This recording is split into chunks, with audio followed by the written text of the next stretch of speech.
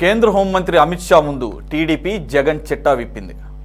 కోడికత్తి drama నుంచి తాజాగా సత్యసాయి జిల్లా పాపిరెడ్డిపల్లిలో హెలికాప్టర్ వ్యవహారం వరకు సమగ్రంగా లేఖ రాసింది. వివేక హత్య నుంచి కోడికత్తి వరకు అన్ని డ్రామాలేనని, హెలికాప్టర్ దగ్గర భద్రతా వైఫల్యం అనేది కూడా నాటకమేనని వివరించింది. అమిత్ షాకు రాసిన లేఖలో జగన్ను ఒక ప్రొఫెషనల్ పొలిటికల్ క్రిమినల్గా అభివర్ణించిన టీడీపీ నేత లావు శ్రీకృష్ణదేవరాయలు మాజీ సీఎం వ్యవహారంపై సమగ్ర విచారణ జరిపించాలని కోరారు. మరి అమిత్ షా అందుకు ఓకే అంటారా? ముందుగా ఈ అంశం పెట్టిపోయి డిబేట్లో పార్టిసిపేట్ చేస్తున్నారు కాంగ్రెస్ నుంచి మైనారిటీ స్టేట్ అబ్జర్వర్గా ఉన్నటువంటి అధికార ప్రతినిధి కూడా షేక్ బాజీ గారు. నమస్తే అండి, వెల్కమ్. అలాగే వైసీపీ నుంచి స్టేట్ యూత్ జనరల్ సెక్రటరీగా ఉన్నటువంటి కార్మంచి రమేష్ గారు, నమస్తే అండి, వెల్కమ్. మరి కాసేపట్లో అనలిస్ట్ కూడా జాయిన్ అవుతారు. అలాగే కూటమి పార్టీల నుంచి కూడా రిప్రజెంటేటివ్ జాయిన్ అవుతారు. సార్, లక్ష్మణ్ గారు, సార్ ఈరోజు ముందుగా మనం తీసుకున్న టాపిక్ వచ్చేసి టీడీపీ ఎంపీగా ఉన్నటువంటి శ్రీ లావు శ్రీకృష్ణదేవరాయలు కేంద్ర హోంమంత్రి అమిత్ షా గారికి సుదీర్ఘమైన లేఖ రాశారు. దాదాపుగా చూస్తే అది జగన్మోహన్ రెడ్డి గారి పొలిటికల్ ప్రొఫైల్ అంతా కూడా, అంటే ఆయన పాలిటిక్స్లోకి వచ్చిన దగ్గర నుంచి అని, అలాగని చెప్పేసి ఆయన ఏమి పాలిటిక్స్లోకి వచ్చిన తర్వాత ఆయనకున్నటువంటి క్రెడిట్స్ని ఉద్దేశించి కాదు, ఆయన పాత కేసులు సిబిఐ ఈడీ కేసులను ఉటంకిస్తూ ఆయన ఇప్పటి వరకు బెయిల్ మీద ఉన్నారని చెప్పేసి చెప్తూ, అలాగే వైఎస్ వివేకానంద రెడ్డి గారి హత్య దగ్గర నుంచి, కోడికత్తి కేసు దగ్గర నుంచి, గులకరాయి కేసు దగ్గర నుంచి, 2 రోజుల క్రితం జరిగినటువంటి సత్యసాయి జిల్లాలో జరిగినటువంటి ఒక పరామర్శ కార్యక్రమంలో ఆయనకి భద్రతా వైఫల్యం జరిగింది, హెలికాప్టర్ దగ్గర ఇవ్వాల్సినటువంటి ప్రొటెక్షన్ ఇవ్వలేదు, దాని మూలంగా హెలికాప్టర్ కూడా డ్యామేజ్ అయింది, విండ్ షీల్డ్ ఏదో బ్రేక్ అయింది, దాని మూలంగా ఆయన బై రోడ్ వెళ్లాల్సి వచ్చింది. కాబట్టి ఇది ఆల్రెడీ ఆరోపణలు ఉంటున్నాయి. కాబట్టి ఈ నేపథ్యంలోనే ఈ లెటర్ రాశారని అనుకోవాలి. అయితే పనిలో పనిగా ఇవంతా కూడా ఆయన క్రియేట్ చేసినటువంటి సిచ్యుయేషన్సే, ఇదంతా కూడా ప్రభుత్వం మీద బురద చల్లటానికి, ఇది కూడా డ్రామాలో భాగమే అని చెప్పేసి ఆయన లెటర్ రాయటం జరిగింది. సార్, ఇక్కడ అర్థం కాని విషయం, ఎప్పుడో 15 సంవత్సరాల క్రితం నుంచి స్టార్ట్ చేసినటువంటి కేసుల్లో 12 సంవత్సరాలుగా బెయిల్ మీద ఉన్నారు మాజీ ముఖ్యమంత్రి జగన్మోహన్ రెడ్డి గారు. 11 సిబిఐ కేసులు, 9 ఈడీ కేసులు అని చెప్పేసి ఈరోజు ప్రత్యేకంగా హోమ్ మినిస్టర్కి ఈయన రిమైండ్ చేస్తున్నాడు. ఆ సిబిఐలు కానీ ఈడీలు కానీ కేంద్ర ప్రభుత్వ సంస్థలు, దానికి హెడ్గా ఉన్నటువంటి అమిత్ షా గారికి తెలియదా? 12 సంవత్సరాల నుంచి ఇండైరెక్ట్గా ప్రొటెక్ట్ చేస్తుందే బీజేపీ. ఆ బీజేపీ ప్రభుత్వంలో ఉన్నటువంటి హోంమంత్రిగా ఉన్నటువంటి అమిత్ షా, మోదీలు జగన్మోహన్ రెడ్డి గారిని ప్రొటెక్ట్ చేస్తున్నారు. ఆ కేసులు ఎటువంటి ఒక్క అంగుళం కూడా ముందుకు సాగకుండా, దాదాపుగా ఇన్ని కేసులు ఎవరి మీద లేవు, ఇన్నాళ్ళు ఎవరు బెయిల్ మీద బయట లేరు అని చెప్పేసి ఆరోపణలు వినపడుతున్న సందర్భంలో ఎవరైతే ప్రొటెక్ట్ చేస్తున్నారు అని చెప్పేసి ఆరోపణలు వస్తున్నటువంటి ఆయనకి తీసుకెళ్ళి ఈ నివేదిక ఇవ్వడాన్ని ఎలా చూడాలి? పొలిటికల్గా ఎటువంటి స్టాండ్ తీసుకోలేనటువంటి పరిస్థితుల్లో ఒక నిస్సహాయంగా ఈ రకంగా ఇచ్చి చేతులు దులుపుకోవడంగా భావించాలా? ఆయనకి తెలియదేమని అమిత్ షా గారికి? ఇప్పుడు అమిత్ షా గారికి తెలిసిన హోమ్ డిపార్ట్మెంట్కు అన్ని వివరాలు నాకు, కోర్టులో జరిగే వ్యవహారాల్లో ఇప్పుడు అతిగా, అంటే కొద్దిగా ఇంటర్ఫీర్ అయ్యొచ్చాము కానీ అతిగా ఇంటర్ఫీర్ అవడానికి అవకాశం ఉండదు. జడ్జిలు ఆ ఛాన్స్ ఇవ్వరు. ఇక్కడ ఇప్పుడు గవర్నమెంట్ లీడర్స్ ఉంటారు, వాళ్ళని ఏదైనా ఇన్ఫ్లుయెన్స్ చేయడానికి అవకాశం ఉంటుంది తప్ప జడ్జీలను ఇన్ఫ్లుయెన్స్ చేసే పరిస్థితి అయితే ఏమి ఉండదు. అందరూ జడ్జీలు బీజేపీకి అనుకూలంగా ఉంటారని నేనైతే అనుకోవటం లేదు. వాళ్ళ పని వాళ్ళు చేస్తూ ఉంటారు. ఇప్పుడు 12 సంవత్సరాలు దాటిపోయినా కూడా కేసుల విచారణ పూర్తి కాలేదు. అదైతే ఖచ్చితంగా మనము న్యాయ వ్యవస్థ మీద ఆరోపణలు చేయాల్సినటువంటి అంశమే, నో డౌట్. ఎందుకు అలా జరుగుతున్నది అని దానికి రకరకాల కారణాలు ఏం చెప్తున్నారు. ఇప్పుడు సిబిఐ కోర్టులో విచారణ జరుగుతున్నప్పుడు ఈడీ కోర్టులు ఎందుకు, ఆ ఈడీ యొక్క ఇష్యూలు ఏంటి? సేమ్ ఒకటే కదా, ఏదో సిబిఐ విచారణ జరగాలి, లేదంటే ఈడీ విచారణ జరగాలి, ఆరోపణలు ఒకటే కదా అనేటువంటి పద్ధతుల్లో ఏమైనా మనీ లాండరింగ్ లో ఏమైనా ఆధారాలు దొరికాయా దొరికితేనే ఈడీ కేసు అవుతుంది, ఈడీలో కూడా అదే మెన్షన్ చేశారు, సిబిఐలో కూడా అదే మెన్షన్ చేశారు అనే దాని మీద ఏవో పాస్ పిటిషన్లు, ఆ పిటిషన్లు, ఈ పిటిషన్లు వేస్తూ కాలయాపన జరుగుతూ వచ్చింది, ఇంకా జరుగుతూ ఉన్నది.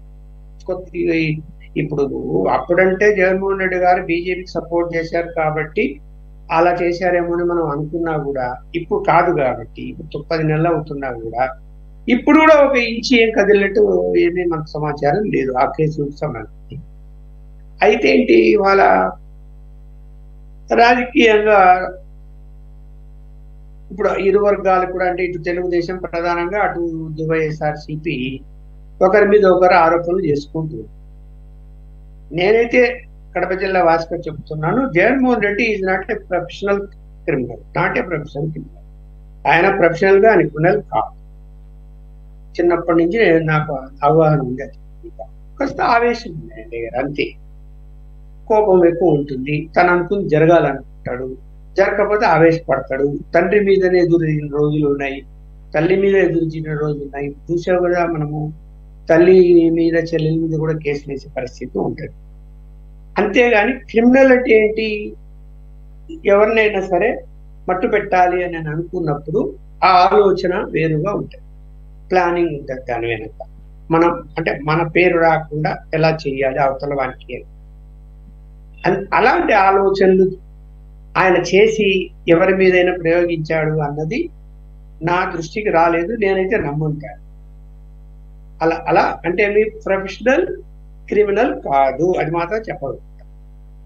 ఆర్థిక నేరాలు అవి క్లియర్ గా నడుస్తున్నాయి, అందరికీ తెలిసినట్టువి. అది మనమేమి దాచిపెట్టేది ఏం లేదు.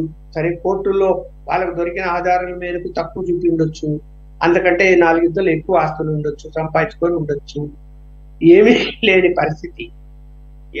జగన్మోహన్ రెడ్డి చదివేటప్పుడు కానీ, చదివిన తర్వాత బెంగళూరు పంపించి ఏదైనా కంపెనీలు పెట్టుకొని వ్యాపారం చేసుకొని పంపించినప్పుడు కానీ, రాజశేఖర రెడ్డి సీఎం అయిన తర్వాతనే వాళ్ళ ఆర్థిక పరిస్థితి బాగుంది కానీ అంతకు ముందు బాగా లేదు ఆర్థిక పరిస్థితి.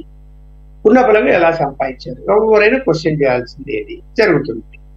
ఇవాళ ఏంటి, ఇప్పుడు ఆయన కృష్ణదేవరాయలు ఫిర్యాదు చేశాడు. సరే, రాజకీయ కోణంలో వాళ్ళు ఏమేమి రాయాలో అన్ని రాసి ఫిర్యాదు చేశారు. ఇవన్నీ అందులో అన్ని తెలిసిన విషయాలే, కొత్త విషయాలంటే ఏం లేవు. కేసులు నడుస్తున్నాయి అన్ని విషయాల్లో కూడా, కొత్తగా జరిగేది పిచ్చేసేది ఏం లేదట. ఇప్పుడు కోర్టుల్లో అంటే కింది కోర్టులో జాప్యం జరుగుతూ ఉంటే, ఈ కింది కోర్టులో ఎందుకు జాప్యం జరుగుతున్నది, అది ఏమైనా కావాలని జరుగుతున్నదా, లేకపోతే కనుక టెక్నికల్ ప్రాబ్లమ్స్ వల్ల జరుగుతున్నదా, ఇవన్నీ కూడా పరిశీలన చేస్తున్నటువంటి ఈ యొక్క ఆంధ్రప్రదేశ్ కూటమి ప్రభుత్వము, మొత్తం ప్రభుత్వాన్ని అంటున్నది, వాళ్ళకు బాధ్యత ఉంది ప్రభుత్వానికి. ఏదైనా లీగల్ ప్రొసీడింగ్లో కంప్లైంట్ తయారు చేసి ఏమైనా ఇవ్వగలిగినారా హోమ్ మినిస్టర్ గారికి, అంటే లేదా ప్రధానమంత్రి గారికి? ఇప్పుడు సిబిఐ ప్రధానమంత్రి గారి కంట్రోల్ ఉంటుంది, మానిటరింగ్ హోమ్ మినిస్టర్ చేస్తుంది. ఈడీ కూడా అంతే, ఈడీ పరిస్థితి కూడా అదే. చేయగలిగినారా? ఏమి చేయలే ఇప్పటివరకు. ఆయన ఏదో ఎంపీ ఒక ఉత్తరం రాసి పబ్లిసిటీ తీసుకుంటాడు, దానివల్ల వరిగేది తరిగేది ఏం లేదు, అందులో కొత్త పాయింట్ ఏం లేవు, కొత్తగా ఇన్వెస్టిగేట్ చేసేది ఏం లేవు. ఇక ఏముంది అంటే ఏముంది, పబ్లిసిటీ అంతే. ఒక లేఖ ఇచ్చాడు పబ్లిసిటీ, ఆయన ఏ పార్టీ నుంచి వచ్చాడు? మరి అన్ని తప్పులు చేసే ఆయన దగ్గర ఎందుకున్నాడు ఇంతకుముందు తెలిసి? ఇప్పుడు అనవసరంగా నిందలు వేయటం కాదు, వాస్తవాలు తీసుకొని మాట్లాడగలగాలి ఎవరి మీద అయినా సరే. ఈవెన్ జగన్మోహన్ రెడ్డి అయినా కూడా ఎవరి మీద మాట్లాడన్నా, పోలీసు వ్యవస్థ మీద మాట్లాడినా, చంద్రబాబు మీద మాట్లాడాలన్నా అనవసర మాటలు, అనవసర నిందలు వేయకూడదు. అది తయారైపోయింది. ఇప్పుడు అలా మాట్లాడేస్తున్నారు, అలా లెటర్లు ఇచ్చేస్తున్నారు, అలా ఇరు వర్గాలు కూడా వాళ్ళ స్టెప్ దాటి ముందుకు వెళ్ళిపోయింది పూర్తిగా. ఎందుకంత అభద్రతా భావం జగన్మోహన్ రెడ్డి గారికేనా చెప్పండి? ఆయన జాగ్రత్తలు ఆయన తీసుకుంటాడు. మరేమో ఆయనకేమి సమాచారం ఉందో మనకేం తెలియదు. ముఖ్యమంత్రిగా ఉన్నప్పుడు ఎన్ని జాగ్రత్తలు తీసుకున్నాడో మనం చూసాం. ఇప్పుడు ప్రతిపక్ష నాయకుడిగా కూడా మరి ఎప్పుడు రోజు బెంగళూరు పోతున్నాడు, పైకి పని ఉన్నప్పుడు ఎక్కడ వస్తున్నాడు అక్కడ పోతున్నాడు. అక్కడ ఏమిటి అభద్రత బాగుంది ఇక్కడ అమరావతిలో? ఏం ప్రాబ్లం అక్కడ? ప్యాలెస్ కట్టుకున్నాడు, ఉంటున్నాడు, సెక్యూరిటీ ఉంది, అన్ని ఉన్నాయి. దానికి చూసాం కదా, ఆ యొక్క ప్యాలెస్ సెక్యూరిటీ పెట్టుకున్నాడు అంతా, ఎలక్ట్రికల్ సంబంధించి టచ్ చేయడానికి వీలు లేకుండా. మరి ఇవన్నీ ఆలోచించాల్సిన విషయాలు జరుగుతున్నాయి సమాజంలో. ఈ పార్టీ ఆ పార్టీ అని కాదు, ఏదైనా వ్యక్తిగత కక్షలు కార్పణ్యాలు వచ్చినప్పుడు కొట్టుకుంటారు, చంపుకుంటారు. అది ఎప్పుడు జరిగే ప్రాసెస్. ఇవాళ కొత్తగా ఏం కాదు. ఎవరో ఎందుకు చంపారు ఏంటి అంటే, ఆయన తెలుగుదేశం వాడు కాబట్టి వైఎస్ఆర్సీపీ వాళ్ళు చంపితే, తెలుగుదేశానికి పనిచేస్తున్నామని చంపితే పెద్ద తప్పది.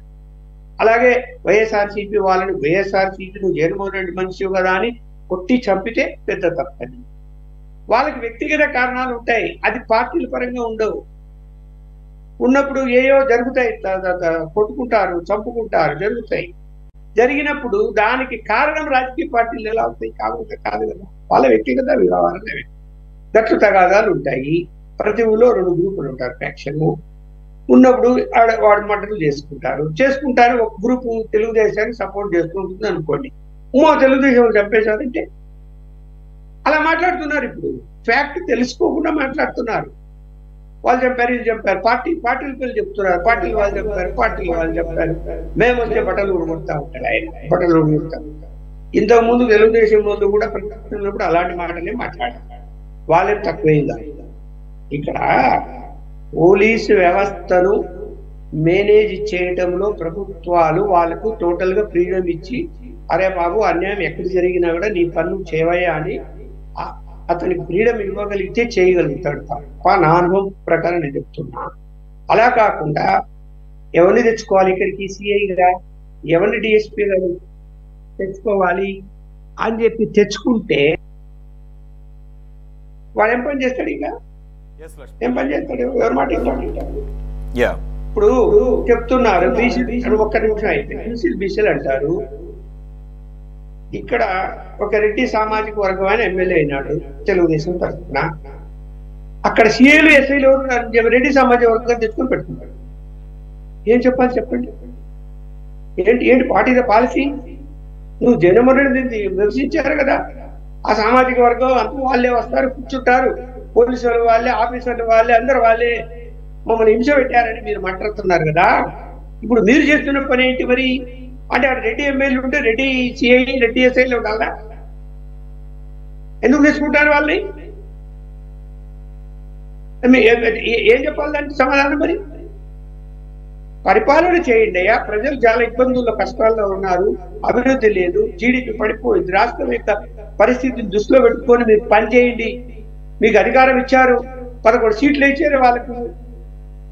అది తెల్లవారి నుంచి రాజకీయంగా ఒకరి మీద ఒకరు అసలు ఆ సంబంధం లేని విషయాలన్నీ చుట్టి విమర్శలు చేసుకోవడం దేనికి? ఆ టైం అంతా waste. Okay Lakshman sir. Baji గారు,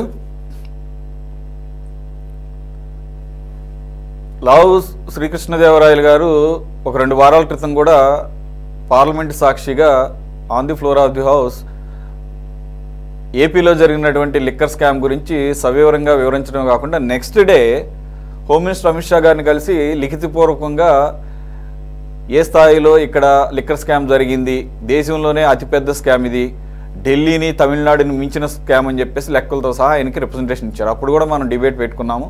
నా వరకైతే నా ఓన్ ఒపీనియన్ చెప్పా. అరే బాబు అమిత్ షా గారు అని ఉంటాడు, నువ్వు ఎట్లాంటి ఏమని అంటే నాతో పర్సనల్గా వచ్చి మాట్లాడు, కానీ నువ్వు ఇలా పార్లమెంట్లో దుకాణం పెట్ట మాకు, ఇవన్నీ మాకు తెలియదు కాదు, అవన్నీ కూడా మాకు తెలిసే జరిగిందిలే అని చెప్పేసి ఏమని అనుంటాడని నేను అన్నాను. 20 రోజుల్లో ఏం జరిగాయి? ఈ 2 వారాల్లోనూ ఏమి దానికి సంబంధించి ఎటువంటి కదలిక లేదు.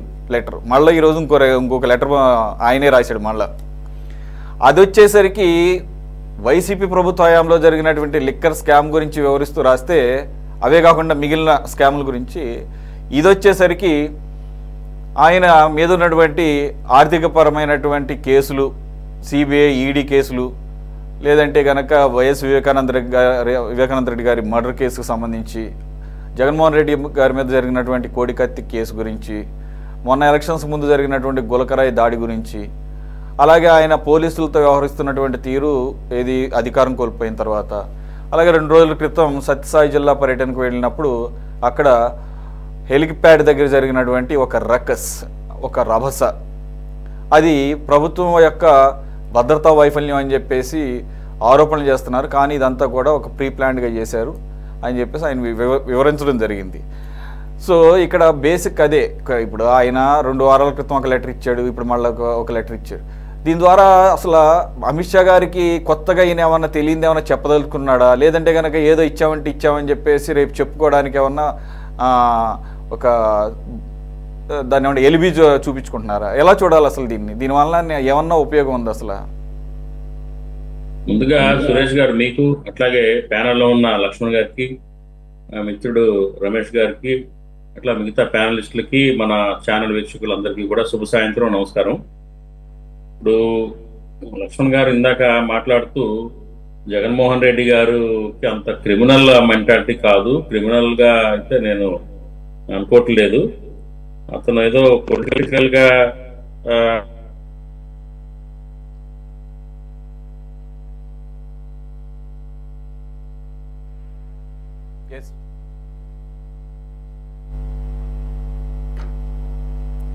బాజీ గారు మీ లైన్ ఫ్రీజ్ అయినట్టుంది సార్, మళ్ళీ వస్తాను మీ దగ్గరికి. రమేష్ గారు 31 కేసులు, ఒక్క నిమిషం సార్, వస్తాను సార్ రమేష్ గారు. బాజీ గారు క్యారీ ఆన్ ప్లీజ్. 31 కేసులు తన మీద నమోదైనని చెప్పేసి ఎన్నికల అఫిడవిట్ లో ఆయన మెన్షన్ చేయడం జరిగింది. అట్లాగే ఆయన యొక్క ఇక్కడ మనం చూడాల్సింది ఏంటంటే ఆర్థిక పరమైన అంశాలలో ఆయన ఏ రకంగా నేరాలు చేశారు. ఆయన ముఖ్యమంత్రి కాకమునుపు, తండ్రి ముఖ్యమంత్రిగా ఉన్నప్పుడు తండ్రికి ఉన్న అధికారాన్ని బేస్ చేసుకొని ఎటువంటి ఆర్థికమైన అంశాల్లో ఆయన లబ్ధి పొందాడు, ఏ రకమైన మోసాలకు పాల్పడ్డాడు అనేది ఒక అంశం. రెండోది, ఆయన ముఖ్యమంత్రి అయిన తర్వాత పరిపాలనలో ఏ రకమైన అవకతవకలకి పాల్పడ్డాడు, ఏ రకమైన దౌర్జన్యాలకి, అమాయకుల మీద మరి డాక్టర్ సుధాకర్ లాంటి వాళ్ళ విషయంలో కానివ్వండి, అనేక అలాంటి కొంతమంది దళితులు యొక్క హింసకు గురైన అంశాలు కానివ్వండి, ఇలాంటి విషయాల్లో ఏ రకంగా ప్రవర్తించాడు. అట్లాగే ఆయన ఇప్పుడు కుటుంబం పట్ల, తల్లి పట్ల, చెల్లి పట్ల, అట్లాగే సొంత బాబాయి మర్డర్ అయితే ఆ కేసు పట్ల ఏ రకంగా వ్యవహరించాడు. ఇవన్నీ కనుక ఒక్కసారి మనం బేరీజ్ వేస్తే జగన్మోహన్ రెడ్డి గారి మనస్తత్వం మరి ఏ రకమైందనేది మనం ప్రత్యేకంగా చెప్పుకునే పని ఉండదు, అర్థమవుతా ఉంది. ఆయన ఏంటంటే ఆయనకి ఒక మానవత్వం కానీ, కరుణ కానీ, దయ కానీ, జాలి కానీ, ఒక హుందాతనం కానీ ఏమీ ఆయన యొక్క ప్రవర్తనలో కానీ, ఆయన మైండ్ సెట్లో కనిపించట్లా. ఆయన మైండ్ అంతా ఒక దుర్మార్గమైన ఆలోచన విధానం, ఒక అనైతికమైన ఆలోచన విధానం, ఒక మరి సాధారణంగా ఒక హుందాతనం కానీ, పొలిటికల్ బ్యాక్గ్రౌండ్ కలిగిన కుటుంబం నుంచి వచ్చాడు. మరి ముఖ్యమంత్రి కుమారుడుగా, ఒక ముఖ్యమంత్రిగా ఉండి ఆ పోలీసులు బట్టలు ఒడిదేయటం అనే ఆ మాటలు బట్టి అర్థమవుతా ఉంది ఆయన ఏ రకంగా ప్రవర్తిస్తాడో, ఏ రకంగా మాట్లాడతాడు.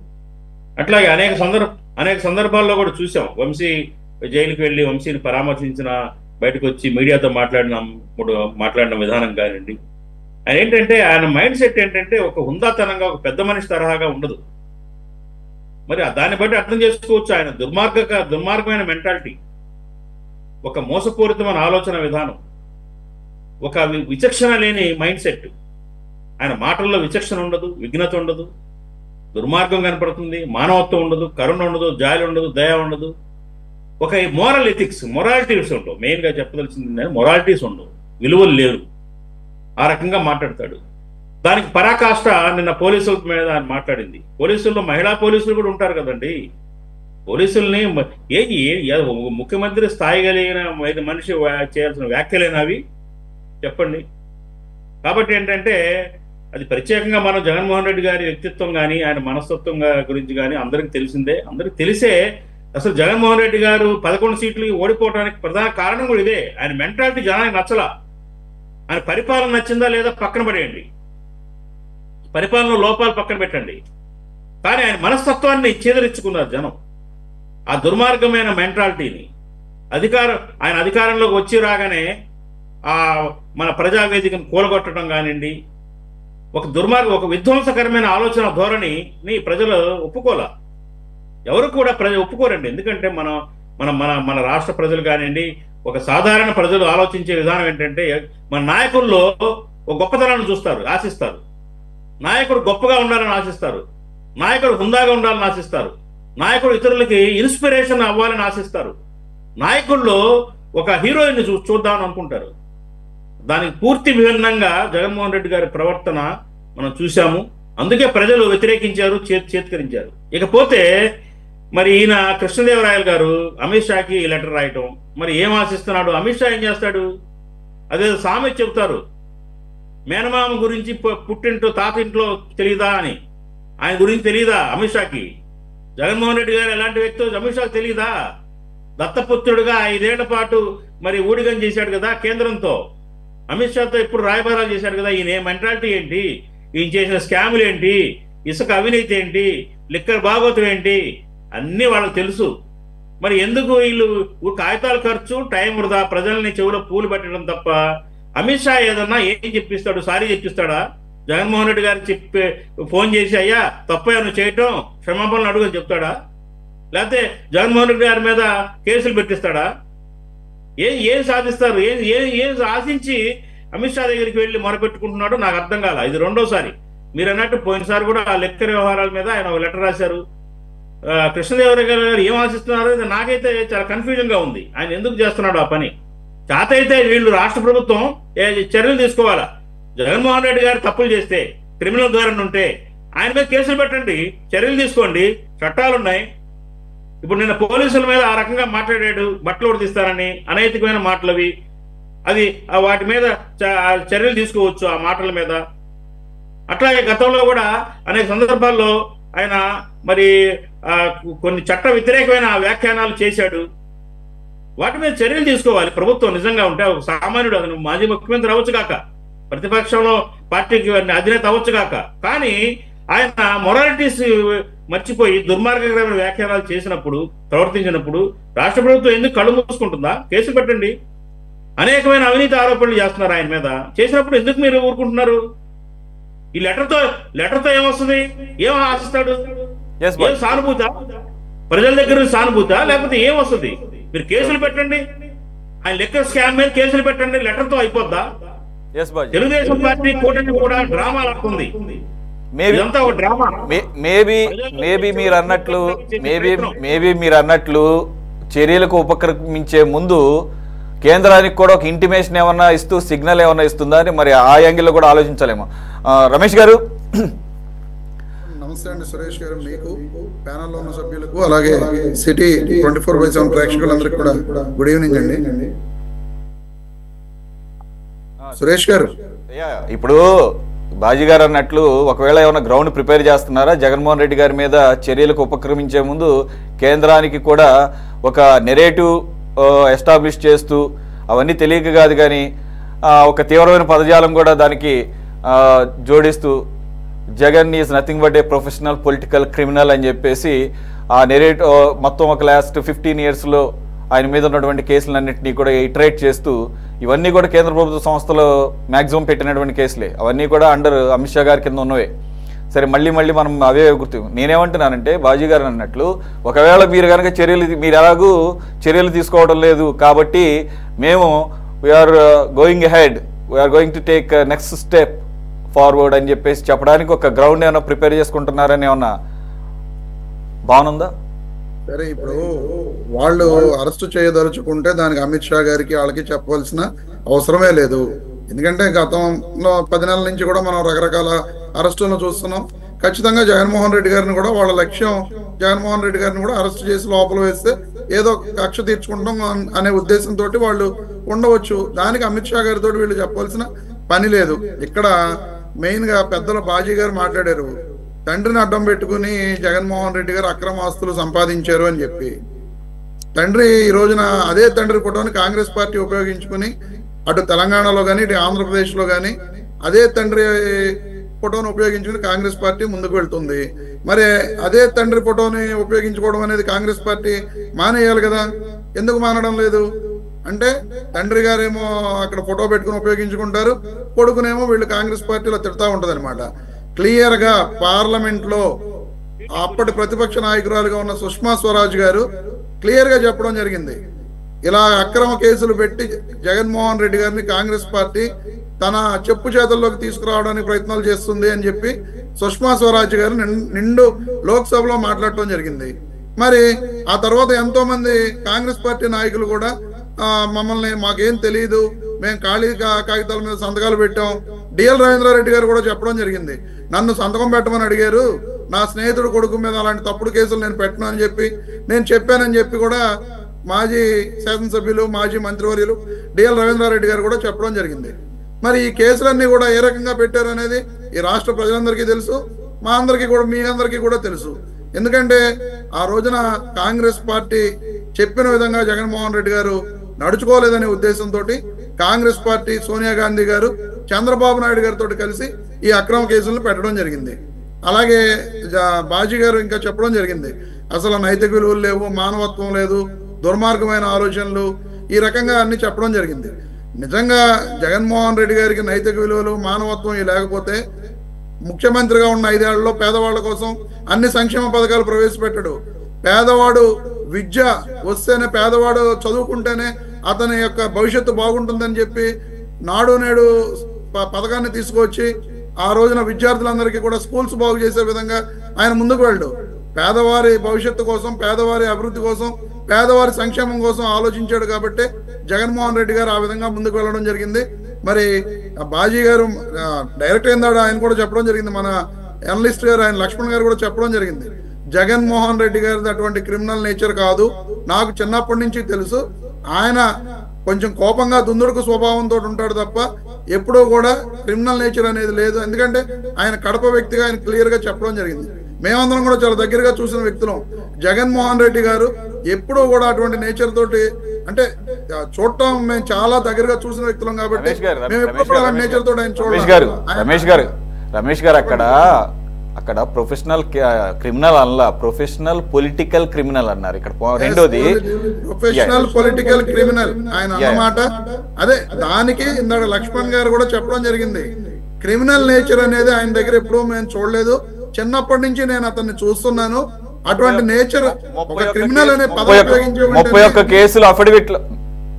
కేసులు అఫిడవిట్ లో పెడితే దాన్ని అవి క్రిమినాలిటీ కింద రావు అవి. సరే, ఆ 31 కేసులు క్రిమినాలిటీయో ఏం కేసెస్ దాని గురించి ఏంటంటే నేను ముందు చెప్పడం జరిగింది. సోనియా గాంధీ గారు చంద్రబాబు నాయుడు గారితో కలిసి కుమ్మక్కే పెట్టిన అక్రమ కేసులు అవి. అందులో మీరే చెప్తున్నారు 11+9 11 సిబిఐ కేసులు, 9 ఈడీ కేసులు, మొత్తం కూడా ఆర్థిక వ్యవహారాలకు సంబంధించిన కేసులే. అందులో 1400 కోట్ల రూపాయలకు సంబంధించిన కేసుల్లో ఆల్రెడీ 8 నుంచి 9 కేసులు కొట్టివేయబడి అందులో ఉన్న ఆఫీసర్లందరికీ కూడా రిలీఫ్ వచ్చింది. ఇంకా మిగిలిన 2 or 3 కేసెస్, ఆ 2 or 3 కేసెస్ లో కూడా ఆఫీసర్స్ కి రిలీఫ్ వచ్చేస్తే జగన్మోహన్ రెడ్డి గారి మీద ఒక్క కేసు కూడా నిలబడదు. ఇవన్నీ కూడా మాటలు చెప్పుకోవడానికి, ఇలా నిందలు వేయడానికి, మనం డిబేట్లు పెట్టుకుని మాట్లాడుకోవడానికి పనికి వస్తాయి తప్ప. రమేష్ గారు మీరు చెప్పింది కాదంట్లా, అలా కూడా జరిగే అవకాశం ఉంటుంది. ఎందుకనంటే అదంతా పైన ఉన్నాడు చేతిలో పని కదా. ఇప్పుడు 100 కోట్ల రూపాయలు అసలు మనీ ట్రయల్ లేకుండానే 100 కోట్ల రూపాయలు ఢిల్లీ లిక్కర్ స్కామ్ అని చెప్పేసి ముఖ్యమంత్రుల దగ్గర నుంచి, ఉప ముఖ్యమంత్రుల దగ్గర నుంచి, బీఆర్ఎస్ నాయకురాలు కవితల దగ్గర నుంచి అరెస్ట్ చేయగలిగినటువంటి సామర్థ్యం ఉన్నటువంటి సిబిఐ ఈడీ కేసులు, సిబిఐ ఈడీ సంస్థలు అవి ఛార్జ్ షీట్లు ఫైల్ అయిన తర్వాత కూడా ట్రైలే బిగిన్ అవ్వకుండా ఏ రకంగా కేసులు ముందుకు వెళతాయి అనేది. ఇంకోటి, మీరు ఇందాక సుష్మా స్వరాజ్ గారి గురించి ప్రస్తావించారు. సుష్మా స్వరాజ్ గారే నాకు గుర్తున్నంత వరకు జగన్మోహన్ రెడ్డి గారిని మీరు అది మర్చిపోయినట్టున్నారు, ఇంకాస్త ఒక అడుగు ముందుకేసి ఆయన దాదాపుగా మా దత్తపుత్రుడు లాంటి వాడు అని చెప్పేసి కూడా అన్నారు. ఆవిడికి ఆయన ఒక్కడే, జగన్మోహన్ రెడ్డి గారు ఒక్కళ్ళే కాదు, ద గ్రేట్ ఉన్నాడు కదా మన బళ్ళారి సంబంధించినటువంటి గాలి జనార్దన్ రెడ్డి గారి వారి సోదరులంతా కూడా ఆవిడ పార్టీకి దత్తపుత్రులే. వాళ్ళంతా ఎటువంటి రికార్డు ఉందో అందరికీ తెలిసిందే. 1998లో సైకిల్ మీదను లోనాల మీద తిరిగినటువంటి గాలి జనార్దన్ రెడ్డి కరెక్ట్గా 15-20 సంవత్సరాలు కూడా, 20 కూడా కాదు, 15 సంవత్సరాలు గడిచేసరికి బీజేపీ ఆశీర్వాదంతో ఒక బంగారపు సింహాసనం మీద కూర్చునేటువంటి పరిస్థితికి ఏ రకంగా పెరిగారో మనం చూస్తున్నాం. కాబట్టి అటువంటి వాళ్ళు చాలా మంది దత్తపుత్రులు ఉంటారు. సుష్మా స్వరాజ్ గారికి ఆవిడ లేరు కాబట్టి ఇప్పుడు మంచిది కాదు. బీజేపీకి ఎంతమంది అటువంటి క్రిమినల్ బ్యాక్గ్రౌండ్ ఉన్నటువంటి దత్తపుత్రులు ఉన్నారో అందరికీ తెలిసింది దేశవ్యాప్తంగా. వాళ్ళంతా వాళ్ళకి అణిగిమణిగి ఉన్నప్పుడు మాత్రమే దత్తపుత్రులు, లేదంటే కనుక they all go behind the bars. Suresh గారు, ఓకే, మీరు చెప్పింది కరెక్టే అనుకుందాం. ఈ రోజున చంద్రబాబు నాయుడు గారు కూడా అణిగిమణిగి ఉంటుంది, ఆయన మీద ఉన్న కేసుల విషయం గురించి ఆయన చెప్పుకుందాం అనుకుంటారా? అంటే అంతే కదా. ఖచ్చితంగా చంద్రబాబు నాయుడు గారు కూడా వక్ఫ్ బిల్లును కూడా వ్యతిరేకించిన చంద్రబాబు నాయుడు గారు ఈ రోజు భారతదేశంలో ఉన్న ముస్లింస్ అందరూ కూడా క్లియర్ గా వ్యతిరేకించారు. కానీ ఇక్కడ ఎవరైతే ఈ మీరు మిక్సప్ చేస్తున్నారు అయినా పర్లేదు. ఒక్క నిమిషం సార్, మీరు సుష్మా స్వరాజ్ గారి ప్రస్తావన తీసుకొచ్చారు కాబట్టి సుష్మా స్వరాజ్ గారికి గాలి బ్రదర్స్ క్రిమినల్ బ్యాక్గ్రౌండ్ ఉన్నటువంటి గాలి బ్రదర్స్ గారికి ఉన్నటువంటి ఆవిడికి ఉన్నటువంటి అవినాభావ సంబంధాన్ని గుర్తు చేసి ఆవిడ ఇప్పుడు లేరు కాబట్టి నేను ఎక్కుదాను. నేను బీజేపీ రిప్రజెంట్. రెండో పాయింట్ ఇక్కడ ఒక్క నిమిషం సార్. ఒక బిల్లుకి వచ్చేసరికి కనీసంగా అట్లీస్ట్ మనం నిజంగా నేను కూడా క్రిటిసైజ్ చేస్తాను, కానీ అట్లీస్ట్ వాళ్ళు కూటమిలో ఉన్నారు, కూటమి ధర్మం వాళ్ళు చేయగలిగింది ఏం లేదని చెప్పేసి అన్నారు. వాళ్ళు ఏదో కొన్ని వాటిల్లో మార్పులు చేర్పులు ప్రస్తావించామన్నారు, ఒక మూడు రకాల ప్రతిపాదనలు చేసామన్నారు, ఆ మార్పులు తీసుకొచ్చామన్నారు, అదని చెప్తున్నారు. వాళ్ళు కూటమిలో ఉన్నారు, మీరు కూటమిలో లేరు కదా. కూటమిలో లేకుండా రాజ్యసభలో లోక్సభలో నేను వ్యతిరేకించి రాజ్యసభలో అనుకూలంగా కొన్ని ఓట్లు పడి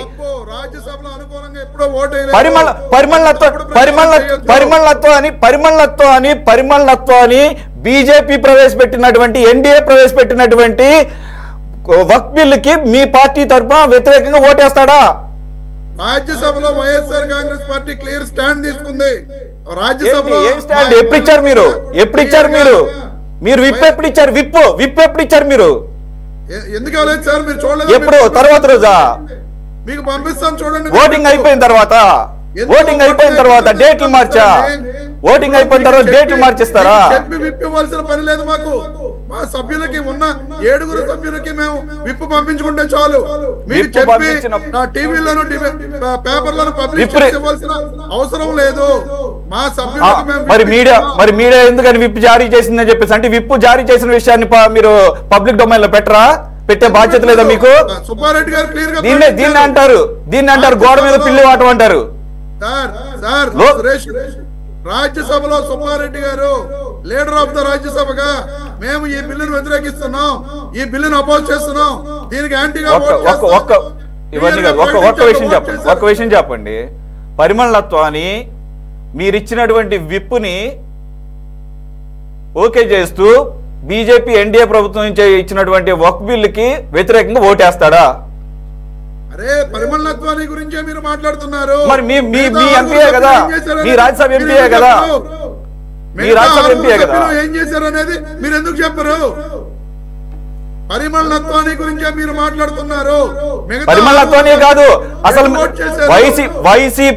వైసీపీ విప్ ఇవ్వకుండా అక్కడ కావాలని ఎంపీలకి వారి ఇష్టం వచ్చినట్లుగా వారి మనస్సాక్షి చెప్పినట్లుగా ఓటు వేసే అవకాశం కల్పించింది. దీని మూలంగా అక్కడ బీజేపీకి ఎటువంటి కోపం కానీ ఎటువంటి అభ్యంతరం కానీ రాకుండా చేయడానికి చేసినటువంటి చర్యగా అందరూ కూడా చెప్తున్నప్పుడు ఇప్పుడు మీరు వచ్చేసేమో అసలు మేము అట్లా చేయలేదని చెప్తున్నారు. అది పొరపాటు. నేను మీకు అందుకే ప్రూఫ్ పంపిస్తా అన్నా, మీకు లైవ్ లో ప్రూఫ్ పంపిస్తా. నేనేమి దీనికి బ్యాక్ అవుట్ లా పంపించండి. నాకు రిలయన్స్ అంబానీకి సన్నిహితుడైన పరిమళత్వానితో సహా ఎవరికి ఓటేశారు పంపించండి, రికార్డు ఉంటే. తప్పకుండా మీకు ఖచ్చితంగా పంపిస్తాను, అందులో అనుమానం ఏం లేదు. ఇక లావు కృష్ణదేవరాయలు గారి విషయం గురించి మాట్లాడుకుంటే, లావు కృష్ణదేవరాయలు గారు చంద్రబాబు నాయుడు గారు ఇచ్చిన స్క్రిప్ట్ ని మళ్ళీ పట్టుకెళ్ళి అమిత్ షా గారికి ఇవ్వడం జరిగింది. ఎందుకంటే లావు కృష్ణదేవరాయలు గారు 2019 ఎన్నికల్లో ఇదే జగన్మోహన్ రెడ్డి గారి ఆశీస్సులతోటి నరసరావుపేట ఎంపీగా పోటీ చేయడం జరిగింది. ఆ ఎన్నికల్లో గెలిచారు. ఆ రోజున జగన్మోహన్ రెడ్డి గారి మీద 11 సిబిఐ కేసులు ఉన్నాయని చెప్పి, 9 ఈడీ కేసులు ఉన్నాయని చెప్పి, వివేకానంద గారి హత్య ఆ రోజు జరిగింది. కోడికత్తి కేసు కూడా అదే అంతకుముందే జరిగింది. ఇవన్నీ ఉన్నాయని చెప్పి లావు కృష్ణదేవరాయలు గారికి తెలియదండి. ఈ రోజున బెయిల్ మీద ఉన్నారు జగన్మోహన్ రెడ్డి గారు అన్నారు. చంద్రబాబు నాయుడు గారు బెయిల్ మీద లేకుండా ఏమన్నా మామూలుగా ఉండే తిరుగుతున్నారా? చంద్రబాబు నాయుడు గారు కూడా బెయిల్ మీద ఉన్నారన్న సంగతి లావు కృష్ణదేవరాయలు గారికి తెలియదా? ఈ రకంగా చంద్రబాబు నాయుడు గారు ఇచ్చిన స్క్రిప్ట్ ని లావు కృష్ణదేవరాయలు గారు పట్టుకెళ్లి అమిత్ షా గారికి ఇచ్చి ఈయన ఏదో చూడండి అని చెప్పడం జరిగింది. ఇంకా ఆయన చెబుతున్నారు క్లియర్ గా లావు కృష్ణదేవరాయలు గారు విడుదల రజనీ గారి విషయంలో అసలు ఆవిడ ఫోన్ కాల్ లిస్టు ఈయనకు అవసరం ఏంటండి? పర్సనల్ గా ఫోన్ కాల్ లిస్టు తీయమని చెప్పి ఆ రోజున ఒక డిఎస్పీని ఆదేశిస్తే ఆ విషయం తెలిసిన విడుదల రజనీ గారు జగన్మోహన్ రెడ్డి గారికి కంప్లైంట్ చేస్తే జగన్మోహన్ రెడ్డి గారు ఈయన మందలించిన సంగతి మొన్ననే విడుదల రజనీ గారు చెప్పడం జరిగింది. ఆ విషయం బయట పెట్టిన తర్వాత లావు కృష్ణదేవరాయలు గారు మీరు మొదలు పెట్టారు, నేను దీని సంగతి నేను తెలుస్తానని చెప్పి ఈ రకంగా లెటర్లు అమిత్ షా గారికి ఇస్తూ రకరకాల డ్రామాలు ఈ రోజున లావు కృష్ణదేవరాయలు గారు నడుపుతున్నారు తప్ప జగన్మోహన్ రెడ్డి గారు నడపడం లేదు. అంతేకాకుండా ఆయన రాసిన లెటర్లో ఒక మరణం మీద భావోద్వేగాలు రెచ్చగొడుతున్నారంట జగన్మోహన్ రెడ్డి గారు. అది ఒక సహజ మరణం అండి? పాపిరెడ్డిపల్లిలో జరిగింది మరణమా? అది ఒక హత్యని ఈయన మరణం కింద ఎలాగా ఉటంకిస్తారు? హత్య జరిగితే ఆ హత్యలో అక్కడ జరిగిన వైఎస్ఆర్ కాంగ్రెస్ పార్టీ నాయకుడు చనిపోతే ఆయన పరామర్శకు వెళితే దాన్ని ఒక మరణం కింద చిత్రీకరిస్తూ రకరకాలుగా ఈయన లెటర్ రాస్తారు. మరి అది కరెక్ట్ అంటారా? ఆ హత్యలో కాదండి, పరామర్శకు వెళ్లాల్సిందే. ఒకసారి ఆ విజువల్స్ అక్కడ విజువల్స్ కనపడుతున్నాయి. ఎక్కడన్నా గానీ పరామర్శకు సంబంధించినటువంటి పరిస్థితులు కానీ ఆ నేపథ్యం కానీ కనపడుతుంది. అక్కడ అసలు ఏమన్నా పరామర్శకు సంబంధించినటువంటి విజువల్స్ మనం చూస్తున్నాం. అక్కడ ఏంటండి బలప్రయోగం? ఏంటా బలప్రయోగం? కొత్తగా ఇప్పుడు జగన్మోహన్ రెడ్డి గారు బలం చూపించుకోవాల్సిన అవసరం ఉందా? ఎప్పుడైనా హెలిప్యాడ్ దగ్గర ఏమంటే పవన్ కళ్యాణ్ గారు చనిపోయిన చోట్లకు వెళ్తుంటే సీఎం అని అడుగుతున్నారు. తిరుపతి వెళితే ఎవరిని మన జరిగిన తొక్కిసలాట బాధితుల్ని పరామర్శించడానికి వెళితే పవన్ కళ్యాణ్ గారిని సీఎం అని అరిచారు. గుర్తుందా మీకు? గుర్తుందా?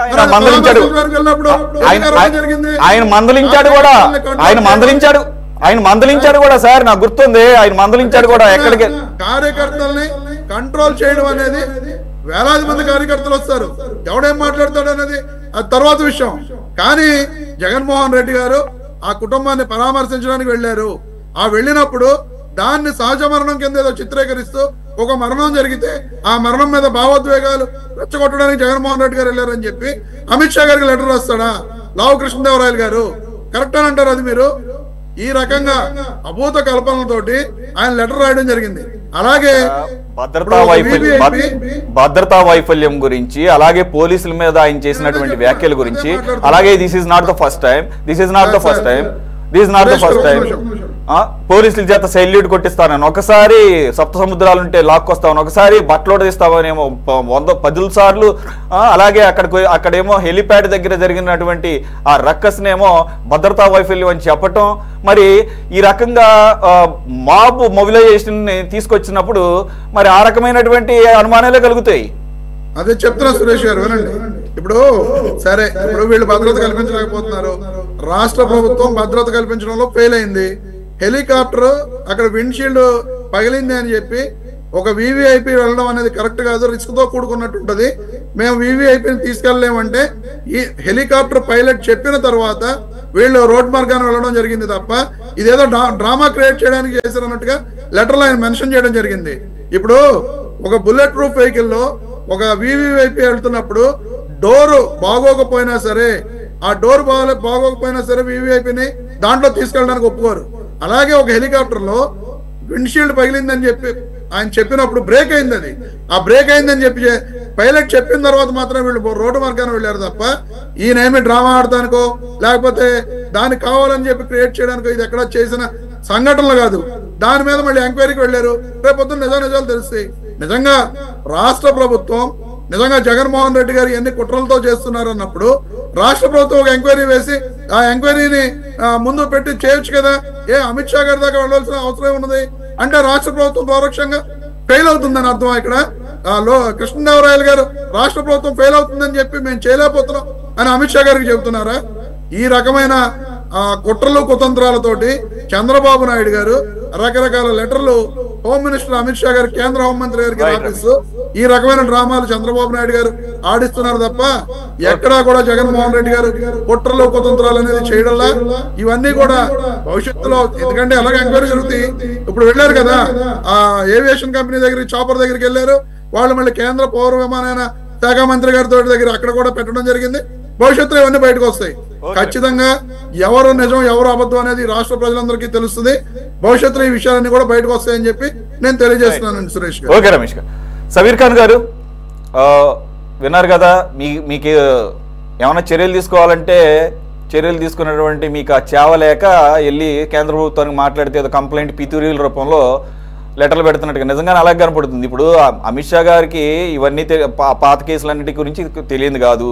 ఇప్పుడు ఏదైనా కొత్తగా ఏమైనా జరిగింది, ఇది ఏమన్నా భద్రతా వైఫల్యమా, లేదంటే కనుక ప్రీ ప్లాన్డ్గా చేశారా, కావాలని అక్కడ మాబుని మొబిలైజ్ చేశారా, లేదంటే కనుక శాంతి భద్రతలని లేదంటే కనుక వర్గాలను రెచ్చగొట్టేటట్టుగా ఏమన్నా ప్రీ ప్లాన్డ్గా చేశారనుకున్నప్పుడు అది మీ పరిధిలో ఉంది కదా, రాష్ట్ర ప్రభుత్వ పరిధిలో ఉంది కదా, రాష్ట్ర ప్రభుత్వ పోలీసులు కదా చర్యలు తీసుకోవాల్సింది.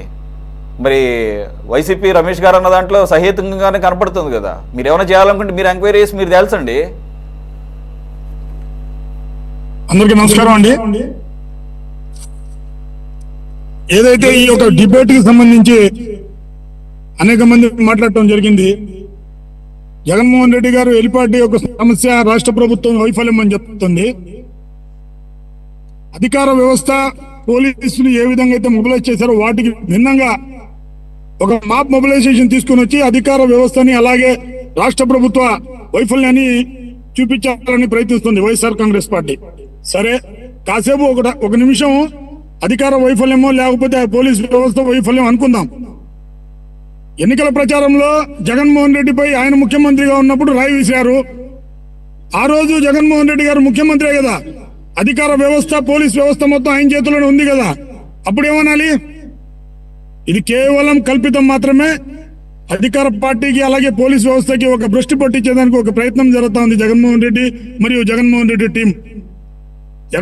వైఎస్ఆర్ కాంగ్రెస్ పార్టీకి ఒక మంచి అనుభవం విషయం ఏంటంటే వర్గాల్ని రెచ్చగొట్టడం, జరుగుతున్నటువంటి ఇష్యూ మీద కొత్త ఇష్యూ తీసుకుని వచ్చి టాపిక్ డైవర్ట్ చేయటం, ప్రజల్ని భయభ్రాంతులకు గురి చేయటం, అధికార పార్టీ చేస్తున్నటువంటి మంచి పనులు ప్రజలకు చూపించకుండా ఒక కొత్తగా ఎత్తుగడ వేసి ప్రజలకు ఒక ఏదో ఘోరాలు జరుగుతున్నాయని చెప్పేసి క్రియేట్ చేయటం వైఎస్ఆర్ కాంగ్రెస్ పార్టీ ఈ విషయంలో ఆరితేరినోళ్ళు. జగన్మోహన్ రెడ్డి కాడి నుంచి క్షేత్రస్థాయిలో ఉన్న కార్యకర్త వరకు వీళ్ళకి కుట్టిన పిండి అనమాట. ఎందుకంటే బేసిక్ గా దారుణాలు, కుట్రలు, కృతజ్ఞతలతో పుట్టినటువంటి పార్టీ వైఎస్ఆర్ కాంగ్రెస్ పార్టీ. తండ్రి సావును అడ్డు పెట్టుకుని వచ్చినటువంటి పార్టీ వైఎస్ఆర్ కాంగ్రెస్ పార్టీ. బాబాయ్ హత్య పెట్టుకుని ప్రభుత్వంలోకి వచ్చినటువంటి పార్టీ వైఎస్ఆర్ కాంగ్రెస్ పార్టీ. ఈ రోజు ఎంతసేపు కూటమి ప్రభుత్వం జగన్మోహన్ రెడ్డి, చంద్రబాబు నాయుడు గారు అంటున్నారు, లావు కృష్ణదేవరాయలు గారు గత ఎంపీయే కదా, ఎందుకు ఈ పార్టీలోకి వచ్చి ఎంపీ అయ్యి జగన్మోహన్ రెడ్డి గారిపై చర్య ఎందుకు తీసుకోమని చెప్తున్నాడు? ఆయన విధానాలు నచ్చలేదు. జగన్మోహన్ రెడ్డి విధానాలు, జగన్మోహన్ రెడ్డి ఆలోచించేటువంటి తత్వం అతను నచ్చలేదు. కాబట్టి ఇటువంటి మనిషి దగ్గర మేము ఇమ్మలేము, ప్రజలకు న్యాయం చేయలేము, ప్రజలకు న్యాయం చేయాలి అంటే తెలుగుదేశం పార్టీలో ఉండాలన్నాడు. వచ్చారు, ఎంపీగా గెలిచారు. ఈ రోజు ఇంత ఘోరమైన ఆలోచన విధానం ఉన్నటువంటి వ్యక్తి రాష్ట్ర ప్రయోజనాలకు కానీ రాష్ట్ర ప్రజలకి మంచిది కాదు. ఇతనిపై కేసులుంటే క్షుణ్ణంగా పరిశీలించి వాటిపై చర్య తీసుకోమని చెప్పడం ఒక ఎంపీగా ఆయనకు ఉన్నటువంటి నైతిక బాధ్యత అది. వీటికి ఏందేందో మాట్లాడతారు వైఎస్ఆర్ కాంగ్రెస్ పార్టీ వాళ్ళు. కొత్త వైఫల్యం అంటే ఏంటి? గతంలో ఈయన చేయలేదా? ఈయన ప్రభుత్వంలో ఉన్నప్పుడు ఎన్ని ఘోరాలు జరిగినాయి? వీటానికి ఎవరు బాధ్యత వహించాలి? కూటమి ప్రభుత్వం వచ్చిన తర్వాత ఒక్క వైఫల్యం చూపించండి. ఎంతసేపు వైఎస్ఆర్ కాంగ్రెస్ పార్టీ సభలు, జగన్మోహన్ రెడ్డి గారు తిరుగుతున్నటువంటి సభల్లోనే పోలీస్ వ్యవస్థ వైఫల్యమా? రాష్ట్ర ప్రభుత్వం వైఫల్యమా? ఇది కాదు కదా. ఎక్కడైనా ప్రజా ప్రయోజనాలు రీత్యా ఏమైనా వైఫల్యం జరిగిందా? ఎక్కడ ప్రజా ప్రయోజనాలు జరుగుతున్నటువంటి కార్యక్రమాల్లో అవాంఛనీయ సంఘటనలు జరిగినాయా? వీటిపై చూడండి. గతంలో 9 నెలలు ప్రభుత్వం వచ్చి ఎక్కడైనా ఇటువంటి సంఘటనలు జరిగినాయా? వీటిని పరిగణలోకి తీసుకోండి. అంతేగాని కేవలం వైఎస్ఆర్ కాంగ్రెస్ పార్టీ ప్రజలపై, అదే ప్రభుత్వంపై, చంద్రబాబు నాయుడు గారిపై కూటమి ప్రభుత్వం దుష్ప్రచారం చేయాలనుకుంటుంది. విశ్వ ప్రయత్నాలు చేస్తున్నారు, పండటంలే. ప్రజలు చీకొడుతున్నారు వాళ్ళకి. ప్రతిపక్షాన్ని సక్రమంగా చేయటం చేతకున్నటువంటి దద్దమ్మ జగన్మోహన్ రెడ్డి. దాని తగ్గట్టుగా నాయకులు అదే విధంగా తయారయ్యారు.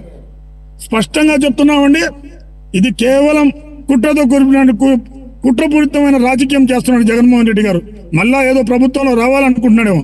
ప్రజలు ఆల్రెడీ తరివేశారు.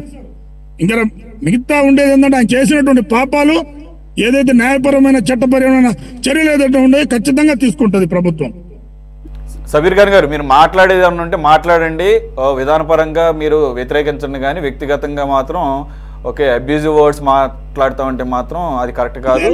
నేను అబ్యూజివ్ వర్డ్స్ అన్పార్లమెంటరీ యూస్ ఎక్కడ కూడా యూస్ చేయలేదు. బట్ ఏంటంటే ప్రభుత్వం నేను మళ్ళీ ఆ వర్డ్ నేను రిపీట్ చేయను, కానీ అటువంటి వర్డ్ కూడా మరి మీకేమన్నా కామన్ వర్డ్ అయ్యి ఉండొచ్చాము, కానీ బట్ మనం కొద్దిగా డిబేట్ డెకోరంని ఫాలో అవుదాము. అది పద్ధతిగా ఉంటుంది, మన అది హుందాతనంగా కూడా ఉంటుంది. రైట్. నేనేమంటానంటే కేవలం ప్రభుత్వంపై దుష్ప్రచారం చేయడం కోసం వర్గాల్ని రెచ్చగొట్టే ప్రయత్నం పోలీసు వ్యవస్థ ఉంది. ఏమంటే ప్రభుత్వాలు అనేకం వస్తుంటాయి. పోలీసు వ్యవస్థ నిష్పక్షపాతంగా పనిచేయాలి. ఈ రోజు ఈ కూటమి ప్రభుత్వంలో పోలీసు వ్యవస్థ చాలా క్షుణ్ణంగా పరిశీలించి చట్టం తన పని చేసుకొని పోతా ఉంది. అదేమన్నా అంటే పోలీసులు గుడ్డలోడు తీసుకొడతారా? ఏమండి జగన్మోహన్ రెడ్డి గారికి ఏమన్నా పోలీసులు ఏమన్నా బానిసలా? ఏం భాష అది? ల్యాండ్ ఆర్డర్ని కంట్రోల్లో పెట్టడం పోలీసులు చేసిన తప్ప. అదేంటే గుడ్డలోడు తీసుకొట్టేది ఏంది? నిజంగా చెప్పినట్టు ఇందాక మన కాంగ్రెస్ వాళ్ళ గురించి చెప్పినట్టు పోలీసులు ఆడవాళ్ళు కూడా ఉన్నారు. వాళ్ళ విలువలు ఉండవా? వాళ్ళకి బాధ్యతలు ఉండవా? వాళ్ళని ఈ విధంగా సూచించడం ఎంతవరకు కరెక్ట్? అదేమంటే పోలీసు వ్యవస్థ అంటే గతంలో ఈయన ప్రభుత్వంలో చేసినటువంటి దారుణాలు ఈ ప్రభుత్వంలో కూడా జరగాలి. మేము ప్రతిపక్షంలో ఉన్నాం, మేము ఇదే విధంగా దౌర్జన్యం చేస్తామంటే ఆయన మాట్లాడిన లాంగ్వేజ్ ని సమర్థించడం కాదు, కానీ ఆయన అన్నది అందరు పోలీసులని కాదు. ఒక్క మాట వినండి. ఇప్పుడు ఇదే విధంగా చంద్రబాబు నాయుడు గారు గాని, నారా లోకేష్ గారు గాని, అచ్చెన్నాయుడు గారు అయితే డాష్ తినడానికి వచ్చారా 500 మంది పోలీసులు అని మాట్లాడారు. అవన్నీ మీకు చాలా మంచిగా అనిపించి ఉండొచ్చు గతంలో. ఇప్పుడు జగన్మోహన్ రెడ్డి గారు మాట్లాడింది కూటమి ప్రభుత్వం వాడటం లేదండి, మీరు ఆలోచించండి. పోలీసులు జగన్మోహన్ రెడ్డి గారు మాట్లాడిన మాట రామగిరి మండలం ఎస్ఐ ఎలక్షన్ లో చేసిన దౌర్జన్యాల గురించి, విధానాలు చేయలేక చేసిన విధానం గురించి, అక్కడ మర్డర్ జరిగింది కాబట్టి అతని గురించి మాట్లాడటం జరిగింది. ఖచ్చితంగా ఈ రోజు కూడా చెప్పడం జరిగింది. నాయకులందరూ ఖచ్చితంగా వాళ్ళ ఉద్యోగాలు పోలీసులు నాయకులు బానిసలు కాదు కదండి. 30 సంవత్సరాలు సర్వీస్ అనేక ప్రభుత్వాలు వస్తుంటాయి. ఆయా పరిధిలో పనిచేయాలి, ల్యాండ్ ఆర్డర్ మెయింటైన్ చేయాలి. జగన్మోహన్ రెడ్డి గారు ప్రజలకు నాయకులకు వ్యవస్థను గాడిలో పెట్టాల్సినటువంటి బాధ్యత వాళ్ళపై ఉంది. వాళ్ళపై అనుచిత వ్యాఖ్యలు చేయడం ఎంతవరకు? ఒక మాజీ ముఖ్యమంత్రి, ఒక పార్టీ అధ్యక్షుడు ఏమి సమయం లేదా? ముఖ్యమంత్రిగా హోదాగా 5 సంవత్సరాలు పనిచేసినటువంటి వ్యక్తి మాట్లాడడం తెలియదు. పార్టీ అధ్యక్షుడే, ఆయనకి లేదా సమన్వయం? ఆయనకి లేదా? రమేష్ గారు ఏమన్నారు చంద్రబాబు నాయుడు గారు ఇలాగే గుడ్డలోట తీస్తారని ఏమన్నా అన్నారా? నేనైతే వినలేదు సార్. చూపించమంటారా? చెప్పండి. మీకు చూపించమంటారా? ఎవరు మాట్లాడినా తప్పే, చూపించండి. ఆయన ఇప్పుడు చట్టపరంగా చర్యలు తీసుకుంటాం అన్నది గుడ్డలోట తీస్తాం అనేది యూనిఫామ్. చంద్రబాబు నాయుడు గారు బట్టలోట తీస్తారు మాట్లాడారు స్వయంగా చంద్రబాబు నాయుడు గారు. చంద్రబాబు గారు అపార అనుభవం ఉన్నటువంటి వ్యక్తి. ఏ వ్యవస్థని కూడా ఆ విధంగా అనుచిత వ్యాఖ్యలు చేసినటువంటి దాఖలాలు ఎక్కడా లేవు. కేవలం అబద్ధాలతో చెప్తే సరిపోదండి, వాస్తవాలు ఉండాలి, వాటిపై ఒక క్లారిటీ ఉండాలి. ప్రజలకి సంక్షేమ పథకాలు ఈయన ప్రభుత్వం వచ్చినప్పుడు ఇచ్చారండి. అనేక మంది ముఖ్యమంత్రులు వచ్చారు, పెన్షన్లు ఇచ్చారు, రైతులు డబ్బులు ఇచ్చారు, డ్వాక్రా మహిళలు ఇచ్చారు, అనేక మంది ముఖ్యమంత్రులు ఇచ్చారండి. కాకపోతే ప్రభుత్వాలు మారుతున్న రీత్యా పేర్లు మార్చి ఆ యొక్క పరిస్థితుల రీత్యా కొద్దిగా పెంచి ఇవ్వాల్సి వస్తుంది. అంతేగాని సంక్షేమ పథకాలు ఈ రోజుకి జగన్మోహన్ రెడ్డి గారు వచ్చి క్రియేట్ చేసినట్టు ఏం కాదు కదా. అసలు పెన్షన్ అనేది ఈ రోజు 4,000 రూపాయలు రావడానికి ముఖ్యమైన కారణమే తెలుగుదేశం ప్రభుత్వం ఎన్ని దఫాలు పెంచింది. ఎవరు మాట్లాడినా పథకాలు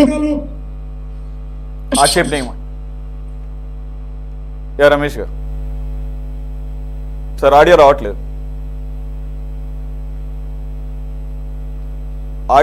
సార్. సార్ మీకు పంపిస్తాను చూడండి. పంపించండి, ఎవరు మాట్లాడినా తప్పే. అదిగాక జగన్మోహన్ రెడ్డి గారు పదే పదే ఇటువంటి భాష మాట్లాడుతున్నారు. నేను విన్నంత వరకు లోకేష్ గారు కానీ చంద్రబాబు నాయుడు గారు కానీ ఎవరైతే పోలీసులు తమ విధుల్ని ఒక ప్రొసీజర్ ప్రకారంగా కాకుండా అధికార పక్షం వైపు మాట్లాడితే గనక మేము వచ్చినప్పుడు చట్టపరంగా చర్యలు తీసుకుంటాం అన్నది మాత్రం విన్నాము. సరే మీరు చూడండి, లోకేష్ గారు కానీ అచ్చెన్నాయుడు గారు కానీ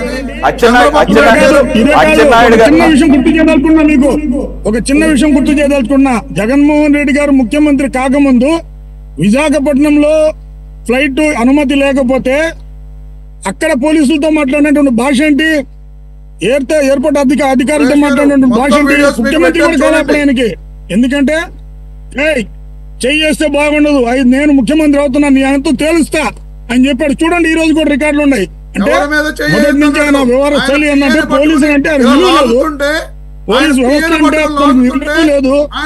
వాళ్ళంటే ఏదో ఆయన వాళ్ళ ఇంటి పనులుగా చూస్తూ ఉన్నాడేమో. పోలీసు వ్యవస్థకి అసలు ఏ విధంగా ఆయన మర్యాద ఇస్తున్నారో మాకైతే అర్థం కావట్లేదు. ఈ రోజు కాదు, 2019 ముఖ్యమంత్రి రమేష్ గారు అదొకటే కాదు, ఆయన ఆఖరికి కూటమి ప్రభుత్వం ఏర్పడిన తర్వాత మొదటిసారి అసెంబ్లీ సమావేశాలకు వచ్చినప్పుడు కూడా అసెంబ్లీ దగ్గర కూడా ఆయన ఒక పోలీస్ అధికారిని పేరు పెట్టి సంగతి తేలుస్తానని చెప్పేసి అన్న వార్నింగ్ చూసాము. అలాగే ఒక్క నిమిషం ఆగండి సార్, ఒక్క నిమిషం రిపీటెడ్ గా ఆయన ఇలాగే మాట్లాడుతున్నాం. ఒక్క నిమిషం ఏంటంటే సిఐలతో డిఎస్పీలతో సెల్యూట్ కొట్టిస్తానన్నాడు క్రిమినల్కి. ఏది సోషల్ మీడియాలో ఆయన పెద్ద ఘనకార్యం చేసి స్వాతంత్రోద్యమంలో పాల్గొని ఏదో జైలుకి వెళ్ళిన వాడిని పరామర్శించినట్టు సెల్యూట్లు కొట్టిస్తానంటాం, పదే పదే గొడ్డలోడిస్తానంటాం. ఏంటి భాష? ఒకవేళ నిజంగా అధికార పక్షంలో ఇప్పుడు అధికార పక్షంలో ఉన్న గతంలో కూడా ఒకవేళ ఏమన్నా ఒక సందర్భంలో ఏమన్నా మాట్లాడినా ఒకసారి మాట్లాడితే ఒకవేళ ఏమన్నా పొరపాటును మాట్లాడామని చెప్పి సంభాళించుకోవాలి. రిపీటెడ్ గా మాట్లాడుతున్నారంటే అతను నైజాన్ని తెలియజేస్తుంది. ఓకే, ఈ దీంట్లో నో మోర్ డిస్కషన్స్, ఎవరు మాట్లాడినా తప్పే. దీనికి సంబంధించి ఎటువంటి చర్యలు తీసుకుంటుందో ఈ కూటమి ప్రభుత్వం ఆ చేవందో లేదో కూడా చూద్దాం. రైట్, మరో అంశాన్ని